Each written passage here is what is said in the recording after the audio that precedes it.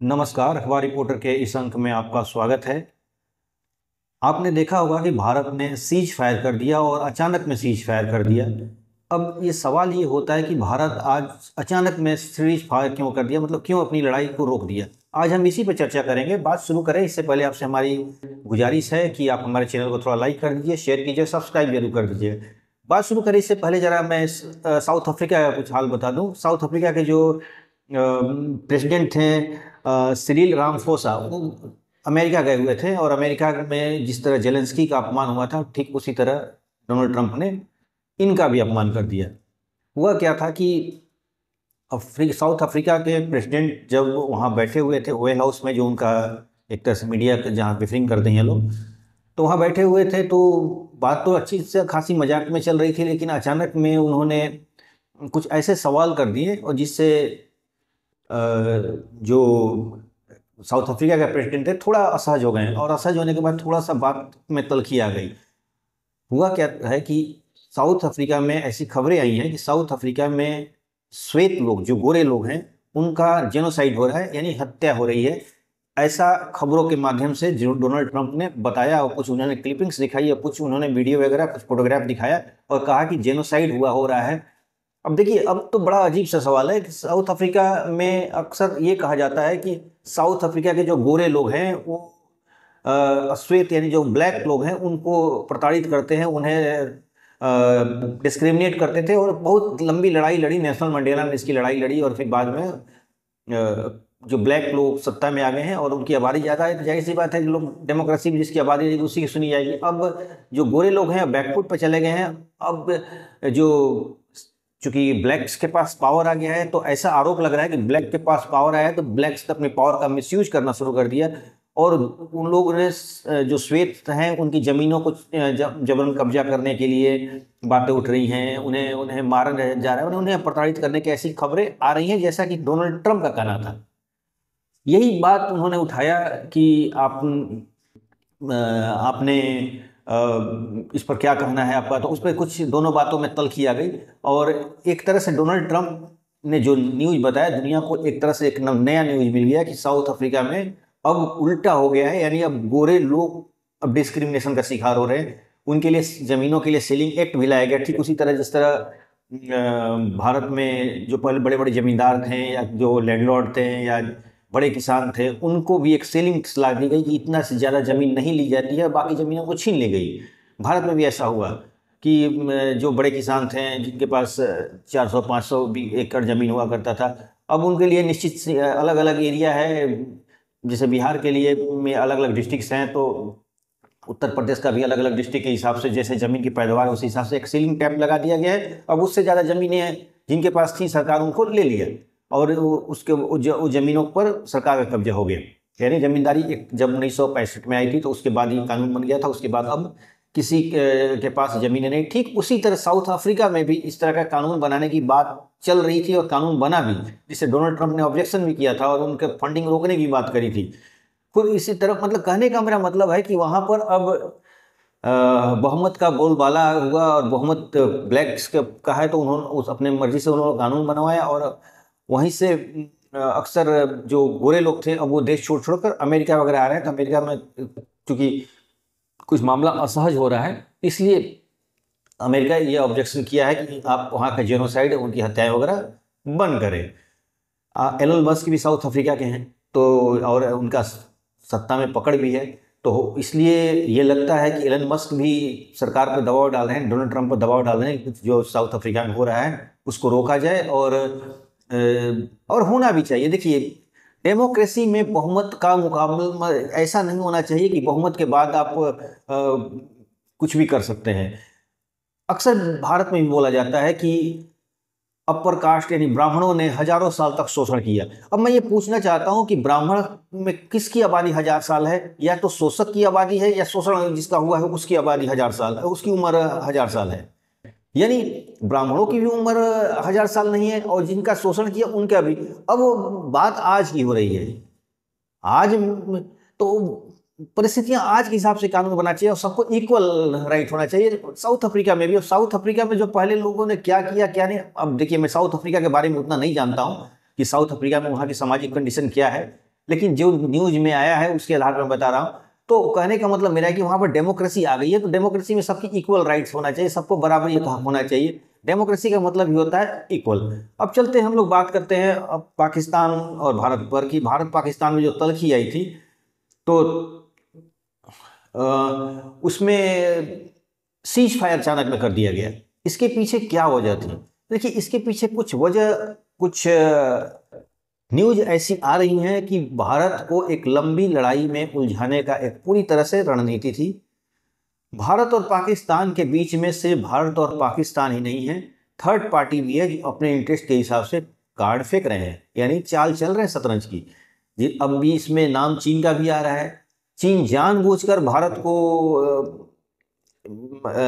कमजोर करने के लिए पाकिस्तान को की जो समस्याएं हैं उसको जिंदा रखना चाहता है, ताकि भारत और पाकिस्तान में आपस में उलझे रहें और हम हमारे ऊपर ध्यान न जाए, हम डेवलप करते जाए। ये चीन की चाल है। और चीन इसीलिए 40 उनका जो J-35 अपना उन्होंने बनाया है, 6th जनरेशन की कोई अच्छा खासा उनका जहाज है, फाइटर प्लेन है, तो उसको 50% डिस्काउंट पर शायद देने की बात हो रही है। अब पाकिस्तान के पास तो 50% का 20% भी नहीं दे पाएगा, लेकिन फिर भी वो दे रहा है। तो जाहिर सी बात है कि वो भारत को एक बैलेंस बनाना चाहता है कि भारत पाकिस्तान की तरफ उलझा रहे और दोनों एक तरह से हथियारों के होड़ में लगे रहें और उनकी डेवलपमेंट रुक जाए। पाकिस्तान के पीछे चीन का भी दिमाग काम कर रहा है कि भारत आपकी आबादी में बहुत गुना बड़ा है, क्षेत्रफल में बहुत बड़ा है, शक्तिशाली भी बहुत ज़्यादा है, उसकी इकोनॉमी भी बहुत तेज़ी से, और हो सकता है कि आपके अस्तित्व को मिटा दे। ये पाकिस्तान को बताता है और पाकिस्तान के जो लीडर अपनी जनता को बताते हैं। यानी भारत को ये बात सोचना चाहिए, भारत की मीडिया को भी ये बात सोचना चाहिए कि सिर्फ इस लड़ाई में भारत और पाकिस्तान ही नहीं है, इस लड़ाई में तीसरा और चौथा दिमाग भी काम कर रहा है, जो फॉरेन लोगों का है, खासतौर पर पश्चिमी देशों का है और चीन का भी है। ये लोग का भी दिमाग काम कर रहा है और भारत और पाकिस्तान के मामले को उलझा कर ये रखना भी चाहते हैं, ताकि भारत का जिस तरह बातें की जा रही है कि भारत की तरक्की के बारे में, कि भारत 20 से 25 सालों के अंदर उसकी 30 से 35 या कुछ लोग $40 ट्रिलियन का इकोनॉमी हो जाएगी, जिस तरह भारत ग्रोथ कर रहा है। तो इससे पूरी दुनिया में बौखलाहट पैदा हुई है, क्योंकि देखिए कहीं भी ग्रोथ होगा तो मार्केट यानी बिजनेस भारत की तरफ सिमट के आ जाएगा, और कहीं बिजनेस अगर भारत की सिमट आएगा तो किसी ना किसी का नुकसान करेगा। ठीक उसी तरह कि अगर किसी एक अच्छे मार्केट में 10 दुकानें हैं और एक दुकान खूब काफ़ी चलने लगी तो सारे कस्टमर उसके पास आ जाएंगे, तो सारे कस्टमर उसके पास आ जाएंगे तो बाकी दुकानदारों की दुकान ठप पड़ने लगेगी। यही हाल हो रहा है यूरोपियन देशों का भी, यही हाल हो रहा है अमेरिका का भी। ठीक है, जिस तरह भारत और चीन तेजी से बढ़ रहे हैं, तो अगर इनकी इतनी बड़ी आबादी और क्षेत्रफल है कि सारा दुनिया का अगर बिजनेस यहीं पाकर सिमट जाएगा तो पूरी दुनिया का इकोनॉमी एक तरह से कमजोर पड़ जाएगी। दूसरी बात रही बात, ये लोग चॉकलेट और टूथपेस्ट और कपड़े तो नहीं बनाते हैं, वो तो बाहर से मंगवाते हैं क्योंकि इनके पास लेबर कॉस्ट ज़्यादा है। तो ये लोग हथियार और टेक्नोलॉजी की बात करते हैं, ये बड़े बड़े जो साइंस वाली जो चीज़ें होती हैं वो बनाते हैं, रिसर्च करते हैं इस पर। लेकिन चीन और भारत रिसर्च में भी आगे निकल रहे हैं, ये लोग इस पर भी काम कर रहे हैं। जो आप काम कर रहे हैं लेट से सही, कुछ साल पीछे ही सही, लेकिन वो लोग भी धीरे धीरे आपकी जगह पहुंच रहे हैं। तो आने वाले समय में टेक्नोलॉजी में भी उनको दबा देंगे, बिजनेस में भी दबा देंगे, तो कल गए उनकी आर्थिक स्थिति और सामाजिक स्थिति में भी बहुत तेजी से गिरावट आएगा। ये डर उनको सता रहा है, इसलिए ये लोग चाहते हैं कि यहाँ पर पाकिस्तान और भारत आपस में उलझा रहे और ये लोग अपना विकास पर ध्यान नहीं दे। ये खेल चल रहा था, भारत इस खेल को समझ रहा था कि ये चाल है किसी और का, और कहीं पे निगाहें और कहीं पे निशाना वाली बात है।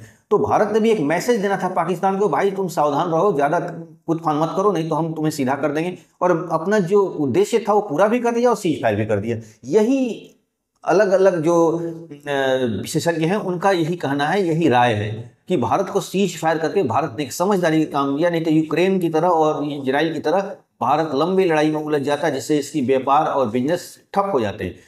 और यही एक चाल थी इनको उलझाने के लिए भी, पूरी दुनिया के लोग लगे हुए हैं इसको उलझाने के लिए। और भारत सही समय पर, भारत को सही राय मिल गई, या हो सकता है कि इसके जो मित्र राष्ट्र हैं उन्होंने ये इन्फॉर्मेशन दे दी कि इस तरह की चालें चली जा रही हैं और आपको सावधान हो जाना पड़ेगा। तो कहने का मतलब ये है कि भारत पाकिस्तान के बीच में सिर्फ और सिर्फ कश्मीर ही एक मैटर नहीं है, भारत और पाकिस्तान के बीच में भारत की बढ़ती हुई आर्थिक और सैनिक ताकत भी है, भारत की बढ़ती हुई टेक्नोलॉजी वाले, जिस तरह टेक्नोलॉजी में भारत बहुत तेजी से आगे बढ़ रहा है, साइंस और स्पेस में आगे बढ़ रहा है, ये भी एक डर की बात है। और दूसरी चीज़ कि भारत आने वाले समय में तीसरी इकॉनमी बनने की होड़ में है। ये डर पूरी पश्चिम वर्ल्ड को और चीन को भी लग रही है, क्योंकि चीन नहीं चाहता है कि एशिया में कोई दूसरा भी उसका प्रतिद्वंदी हो। लेकिन जिस तरह भारत आगे बढ़ रहा है, चीन को भी ये लगने लगा है कि भारत हमारी बगल में आकर खड़ा हो जाएगा आर्थिक और सैनिक ताकत के रूप में। अब इसलिए पाकिस्तान को ये मुद्दे को जिंदा रखा गया है। पाकिस्तान को ये बार बार ये देश डर दिखाते रहते हैं कि भारत आपके इकोनॉमी को ख़त्म कर दे, आर्थिक स्थिति जिस तरह भारत आपको कमज़ोर किया है, सैनिक रूप से आपको कमज़ोर करेगा, आपको देश को तोड़ देगा, कई भागों में टूट जाएगा। बांग्लादेश को ये उदाहरण देते हैं, बलूचिस्तान को उदाहरण देते हैं। और ये डर, भारत का डर पाकिस्तान में फैला हुआ है। ये चीज़ को भारत ये समझ चुका है कि हमें ज़्यादा इस सब में नहीं उलझना है। लोग कहते हैं कि भारत पीओके ले ले। भाई, किसी को इस टेरिटरी को लेना आसान बहुत नहीं है। सैनिक भेज दीजिए, लड़ाई होगी, कुछ दिनों के बाद हो सकता है कि वो आप में कब्जे। मेन बात यह है कि वहाँ के लोग आपसे मिलना चाहते हैं कि नहीं। मीडिया में अलग अलग रिपोर्ट आ रही है वो भारत में मिलना चाहते हैं। ये मीडिया में तो एक नैरेटिव वॉर भी हो सकता है, इसमें कोई सच्चाई भी नहीं हो सकता, या हो भी सकता है, मुझे नहीं पता। लेकिन भारत को के जो इंटेलिजेंस के लोग होंगे उनको तो ये बात अच्छी तरह पता होगी कि सच्चाई क्या है। तो कोई भी देश को लेना और उसे संभालना, दोनों में अंतर होता है। लेके संभालना बड़ी मुश्किल हो जाएगी।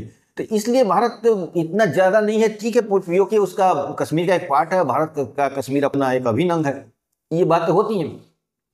लेकिन भारत को भी अच्छी तरह पता है कि चीज़ें इतनी आसान नहीं है जितनी दिख रही हैं। दूसरी बात, बलूचिस्तान की बात हो रही है कि बलूचिस्तान में जिस तरह मामला बिगड़ते जा रहा है, पाकिस्तान से लगता है कि बलूचिस्तान अलग हो जाएगा।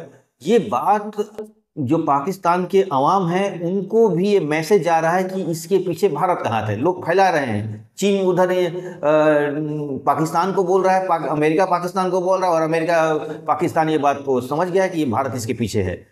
तो कई चीज़ें हैं जो लग रहा है कि इसको भारत पाकिस्तान के समय के बीच में ये जो तीसरे चौथे देश पड़े हुए हैं जो भारत की इकोनॉमी को रोकना चाहते हैं। भारत ये बात समझ गया कि हमें एक लंबी लड़ाई में उलझाने की पूरी तरह से कोशिश हो रही है। इसलिए भारत ने अपना मैसेज भी दे दिया, बिना कुछ ज़्यादा नुकसान किए दुनिया को ये मैसेज दे दिया, अपनी सैनिक ताकत भी दिखा दिया, और बड़े चालाकी से इससे निकल भी गया और सीज फायर का ऐलान भी कर दिया।